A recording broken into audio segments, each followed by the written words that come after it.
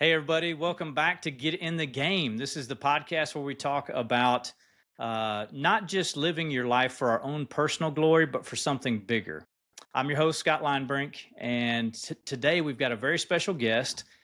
He embodies what it means to live out your faith on the field and beyond the field. Matt Boyd is an all-star pitcher for the Chicago Cubs, but more than that, he's a husband and a father and a man whose story of faith is something that inspires people around the world. So, Matt, I'm really grateful to have you on our show today. Thanks for having me on, Scott. Yeah, you bet. A little bit more background behind Matt. Aside from the baseball career, he and his wife Ashley also founded Kingdom Home, which is a ministry that provides education and food and rescues kids from trafficking in Uganda. And so this is really something that Matt has made his personal calling. And the things that he has done through Kingdom Home have been just amazing. So, really looking forward to talking with him about that and other experiences that he has used to help honor God and to put Jesus at the forefront of his career.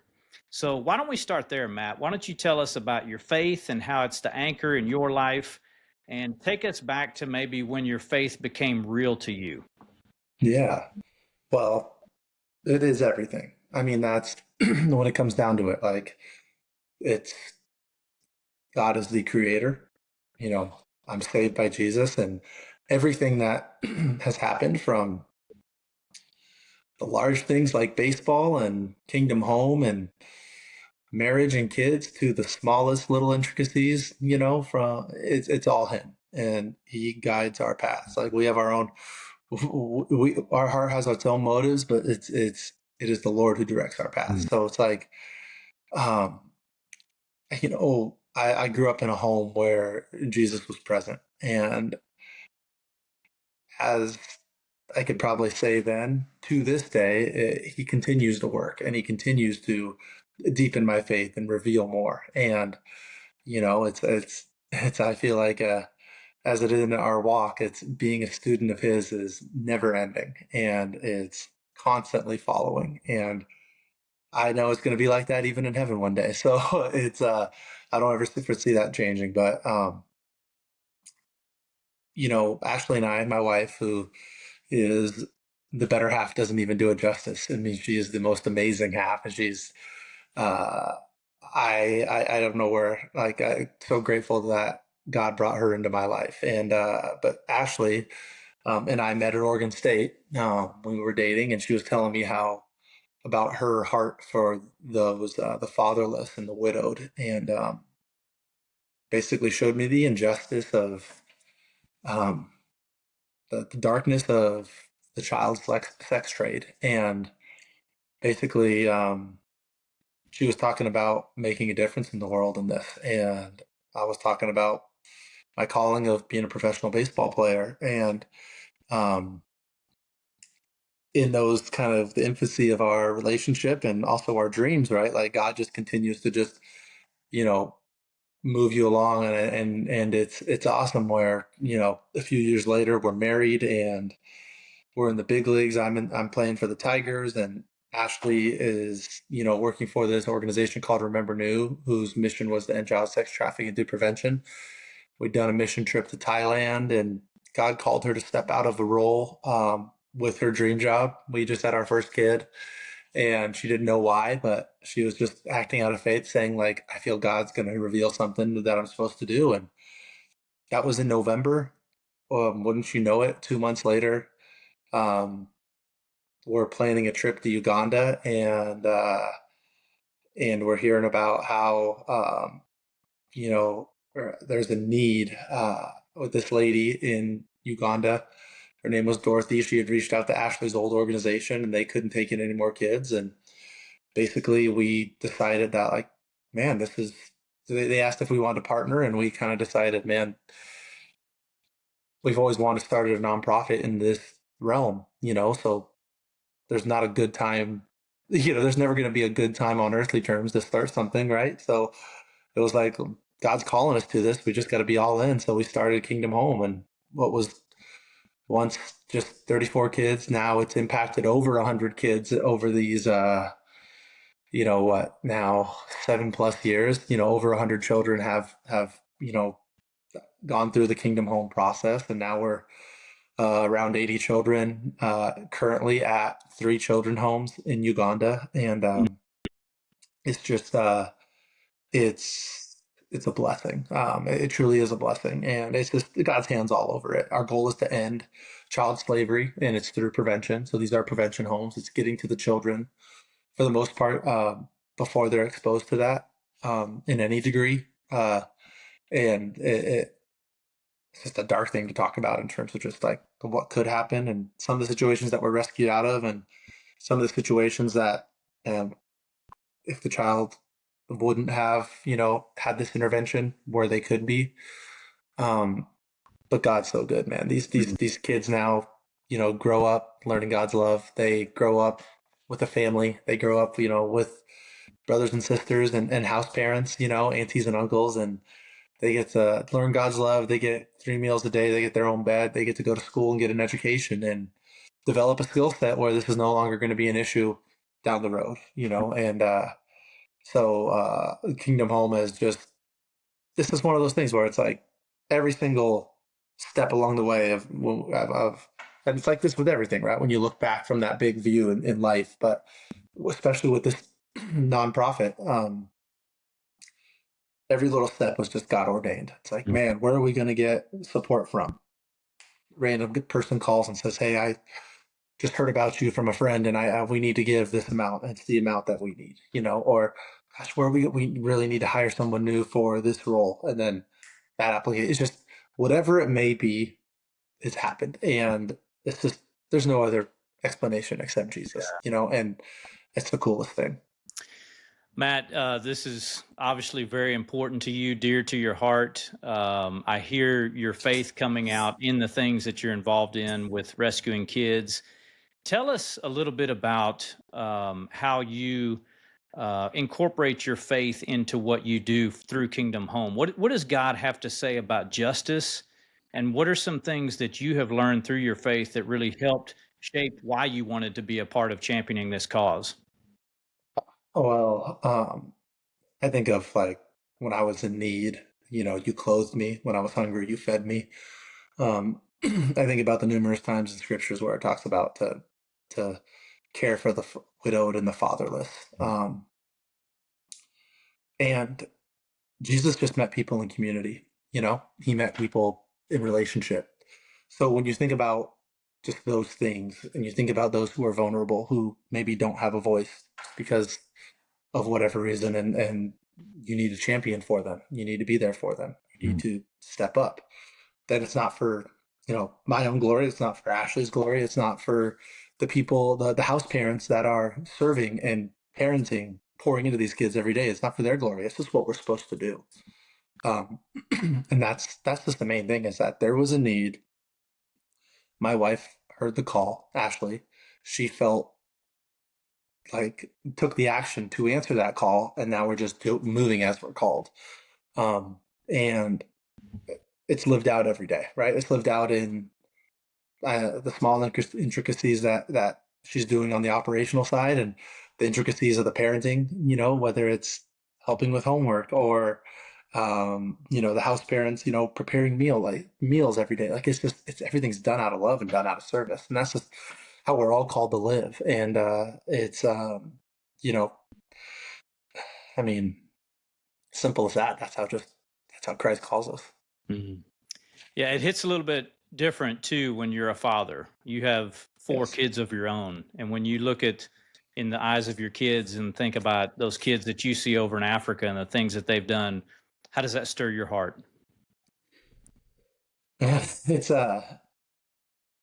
when you become a father and something changes, in just how you view just protecting innocence, Mm, and uh, that's something that no innocence is something that children should have mm, forever, right? And that's what it's just, we're called to have childlike faith, and you never want anything to get in the way of that, whether it's your children or somebody else's child. So I think being a father, and then you hear some of these stories about how, you know, a child's parents have died and they were living on the streets for 2 years. And it wasn't until, an authority, with the government noticed that this child was at the same spot for multiple days straight that Mm. they realized that they needed to be reached and they didn't have a home, or the auntie that's just a close friend that stepped up because, the child was left behind or so on and so forth. Like the stories are, unfortunately, there's a lot of them, but like you think about what that would be like for a 4-year-old or a 6-year-old or a 13-year-old boy and a girl, boys and girls, right? And you can't help but see your own children Mm. and think about those kind of situations. You're like, man, that's just what has to be done, and that's just as simple as that. It's just what has to be done. Mm.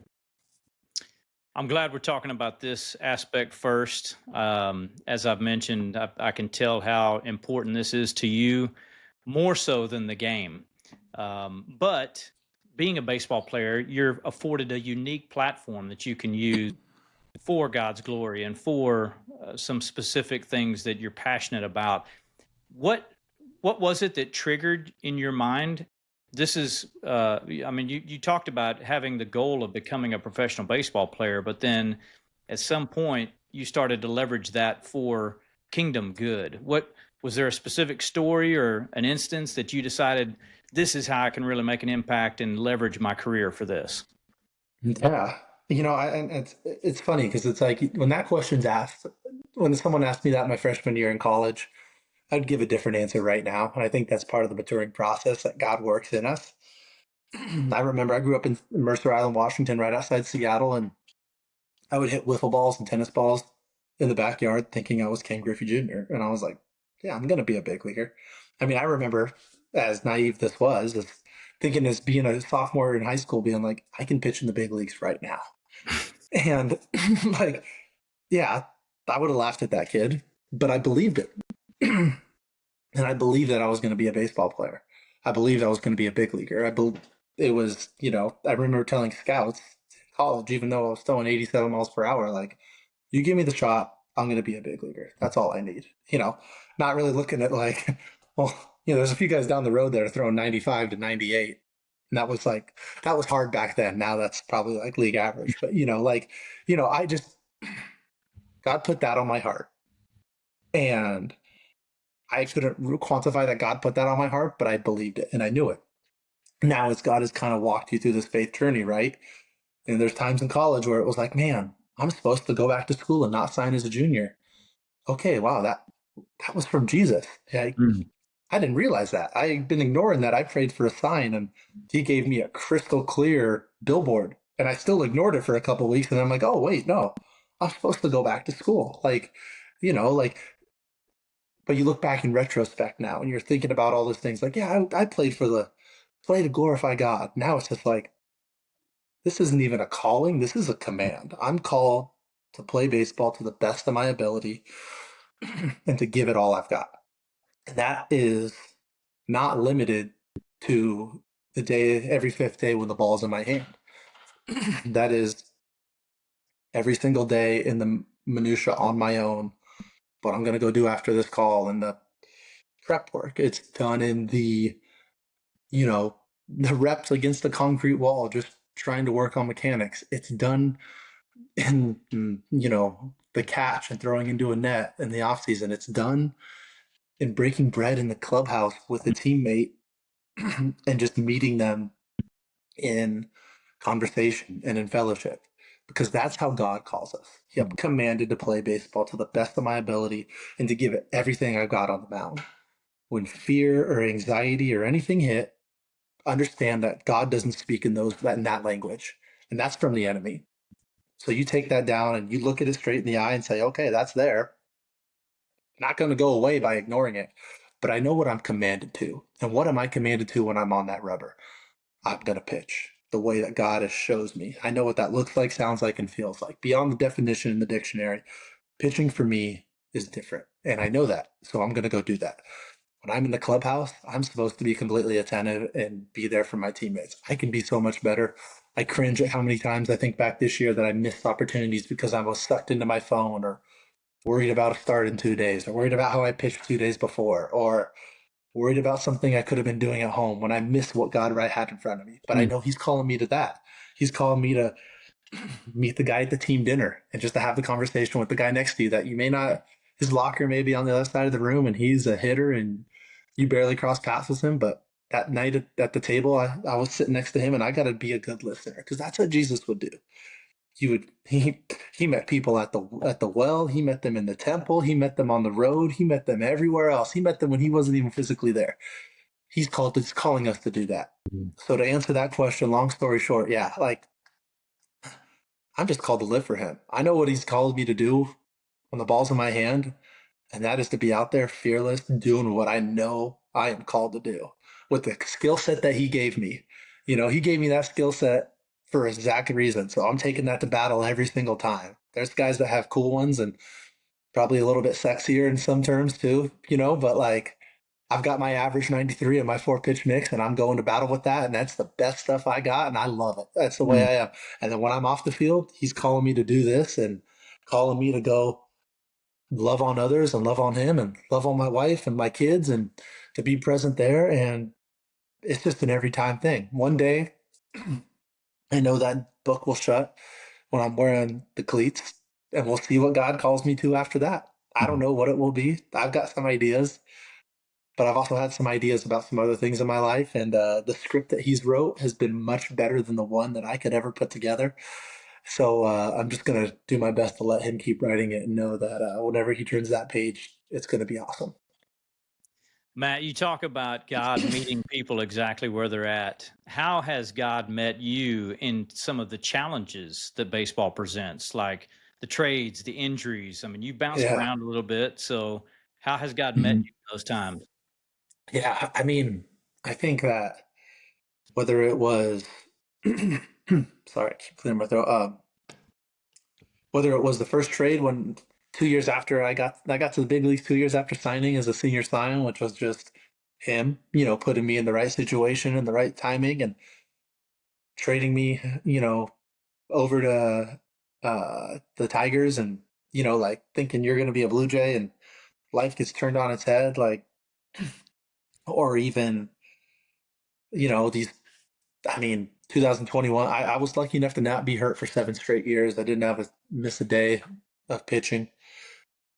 But 2021, my flexor tendon went, and I wanted to learn a changeup better than I started pronating it more than my body could take on, and 600, 700 reps later, my flexor tendon went in my elbow. Maybe my ligament went at the same time. Came back. Finally fought to get back in 2023. Signed with the Giants, a new team. Got traded at that same deadline to the Mariners, which was a dream come true. But elbow didn't feel like just it was and it felt good, felt fine, but never being hurt before, not really understanding like maybe something still was wrong. Coming into that next year with the Tigers, feeling good in spring training, season goes on, elbow starts barking again. You're going, man, what is this? And then sure enough, I need a new ligament and a new flex, and I need to repair the flexor. So you're like 21, 22, now 23. Like I'm not, I'm injured again, not coming back till the middle of 24 as a free agent. I can't get a job. I know that, and I can't get a big league deal in 2024. So I rehab on my own at home, which was a blessing, right? But like, and I got to coach my kids little league. I got to have family time every single day in a time that I usually never get family time in. And then I do a tryout, which was a humbling experience being in the big leagues for 9 seasons. And Cleveland Guardians pick me up and give me a shot. And I get to go start down the stretch coming back off of injury and get to start in the ALDS and get to start in the ALCS against the Yankees. And like, God didn't put any of, I'm blabbering on timeline wise, but like, God didn't get me hurt, right? God didn't do these things that maybe I perceived as hard, or really, I mean, like, but he used it all for good, right? Like, I'm convinced that God didn't put me through the pain where I was agonizing trying to comb my hair, right? Like, I don't think he doesn't work that way. but he used that for so much good. He directed the path through those things to like to say what I said a little bit ago. Like he wrote a better script than I could have ever written. Like, and I don't know why I was supposed to be hurt, maybe to a detail, but I know that that time that I got coaching my son and daughter was amazing. I'll never get those T-ball years back and that coach pitch year back. Those 2-year-old twins or 3-year-old twins that we had at the time, 2-year-old twins, and no nanny at the house because, you know, our nanny had quit at the time. Like, I couldn't imagine if I was at some rehab complex in Arizona or Florida on a minor league deal and my family, you know, not there with me or whatnot. Like I was supposed to be there in those moments. And there's probably a list of things that I was supposed to be there in those moments for, you know, like I'm not going to know this on this side of heaven, but I know that everything worked out as it's supposed to. And he will use anything in your life for good. And it was in those times that he really convicted me on like, hey, the next time I haven't been pitching a lot since 21. I got a half a year. 22, I got 10 innings. 23, I had half a year. In those times when the game is taken away from you and you're watching from the sidelines, you're watching from the stands, um, like he used that to convict me. He goes, hey, if the chance is, to if I ever get a chance to put the ball in my hand again, what am I gonna do? Mm. And he really affirms that and clears it up for you and say, man, you're getting rid of all these thorn bushes and junk and weeds that are in the way. Like, here's the path that you're supposed to be on. This is what you're supposed to do. This other stuff clouded it. So if you get that chance again, whether it's one pitch or whether it's 6+ seasons, what are you going to do? Mm. And it's like, that's what I'm going to do. I'm going to pitch. I'm going to pitch the way I know I'm called. I'm not going to go try to be somebody else. I'm not going to sit there when anxiety and nerves and anything else come and just be inundated by it and let it suffocate me and change me who I am in the clubhouse and change me who I am at home. I'm going to be present because I know what I'm commanded to when the ball's in my hand. Yeah, those storms are going to come and probably 15 other storms are going to come too. But that's not going to change what I do when I'm on the mound. Mm. And when I lose sight of that, I know what my anchor is. I know what I'm commanded to. And I'm going to come back to that every single time. So it's like those moments, you know, dig your roots deeper in the ground, right? Like it's it's that taproot deep in that from the tree, digging deeper and deeper and deeper that it can withstand those high winds. It can withstand the storm. It's not going to be blown about. It's the house built on the foundation and not the sand. Because it's going to come on this side of heaven. Like, to not use the best word, the crap's going to come. It's going to hit you. How are you going to deal with it? What's your response going to be? Are you going to let it shake your faith? Are you going to be the seed that's dropped on the hard soil and doesn't have a root and withers away when the sun comes? Like, are you going to be the one that lands in good soil? And is it going to be how where are those roots going in that soil? How deep are they going into the ground? Because that's and God has used those moments in my life, those moments that you could call valleys or adversity, and I was just like, uh, man, he used it to just fortify everything. He used it to make it stronger, so that when the storms do come, okay, like you can withstand it and you know where that true north is. You know what you're not only called to, you know what you're commanded to. And Mm. that word command holds a different power to me, right? It's like, man, when I'm told to do something, you better do it. It doesn't give you, there's not much of a choice. Man, that really puts things in a different perspective. I love how you frame that. You know, if I give you the ball back, what are you going to do with it? And you know, the question really comes down to: is it going to be for your glory or to glorify the one who gave you the talents? And as a believer, we have a much higher calling when we go out there, and whether it be performing on a baseball field or working in the corporate world or teaching kids at school. I mean, it's a different calling whenever we look at it in that perspective, isn't it? Yeah. Yeah, without a doubt, without a doubt. And it's like, it's that perspective is like, and you know what the cool thing is? It's not like when you go into those different fields, right? It's not like, okay, like it's like it's not like a I'm going to do it, but I'm going to do it this way differently now for Jesus. It's like, no, he shows you what you're supposed to do and he pushes, he's like, hey, now you go be all in on it. Right. Like, yeah, I had the moments where I was listening to worship music before every start, sitting there trembling, thinking about, I got to face the 2015 Blue Jay lineup. And Josh Donaldson's got 42 home runs and then Bautista has 50 behind him. And who do I pitch to? Encarnacion has, 48 in the 5 hole, like you're just like, and then there's like you look back at that now, and now it's like, okay, you're going to war, you're going to battle. You go out there and you take it right to them, for lack of a better term, right? Like you know what I mean? And it's like he shifts that mind state because it's like it's always about him, and he just continues to reveal more. It's like this is who you're supposed to be in that moment. Go be that person. Go be that. And it's like you start, like you said, you start getting in tune with what he's exactly calling to you in whatever walk of life that is. That's when the cool stuff starts happening. That's when you can do things that you're like, man, everyone said I couldn't do this, but of course I can because he's doing it. Like, because he's the one powering me. Mhm. So Matt, you're probably played more games than you're going to play. I think that's fair to say as a 35-year-old man. What do you see for the next chapter of life, and how do you hope that you're remembered beyond baseball? I mean, that Jackie Robinson quote that says like the impact of the measure of someone's life isn't like what he's done, but the lives he's impacted. And it's like just keep moving as he's calling me, whether that's to coach my son or daughters, sons or daughters, whether that's to continue to serve in Kingdom Home, whether that's to start something new, whether that's to just go to church and hold the door every Sunday open and make sure the doors are locked. He'll make it clear, you know. I have Mm. no worry about that. Um, it's when you start to try to design those own plans, that like I think that you start to get a little bit of that.